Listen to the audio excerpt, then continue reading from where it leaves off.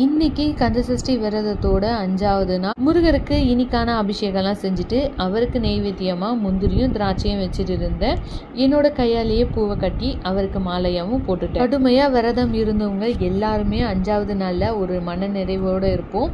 இன்னைக்கு ஒரு தெம்பு கிடைச்ச மாதிரி இருக்கும் எல்லாருக்கும். இந்த 5வது நாள் வந்தாலே எனக்கு ஞாபகம் வர்றது சிக்கல்ல இருக்கிற முருகப்பெருமான நினைச்சுதான். சிக்கல்ல வேல் தரும் பொழுது அவருக்கு வேர்த்து கொட்டுறத நினைச்சாலே எனக்கு கண்ணீர் வர மாதிரி ஆயிடும். உலக மக்களை காக்கணும் அப்படின்னு சொல்லிட்டு அவர் இன்னமும் மனசுல நினைச்சிட்டு இருக்காரு அப்படின்னு சொல்லிட்டு தான் எனக்கு தோணும். விரதம் இருந்து நாம நம்மளோட வேண்டுதலை நிறைவேற்றுக்கிறதுக்கு கஷ்டப்படுறோம். ஆனா அவரு நம்மளை காக்கிறதுக்காக அங்க கஷ்டப்பட்டுட்டு இருக்காரு. அம்மாவா சொன்னாங்க அவரை கலியுக கண்ட கந்தன் அப்படின்னு சொல்லிட்டு. நாளைக்கு சூரசம்ஹாரம். ஒரு நாள் விரதம் இருக்கணும்னு நினைக்கிறவங்களாம் காலையில எழுந்து போட்டோ வச்சுட்டு முருகப்பெருமான மனசார வழிபடலாம். ஈவினிங் சூரசம்ஹாரம் பார்த்துட்டு குளிச்சுட்டு உங்க விரதத்தை நீங்க முடிச்சுக்கலாம். பாய்.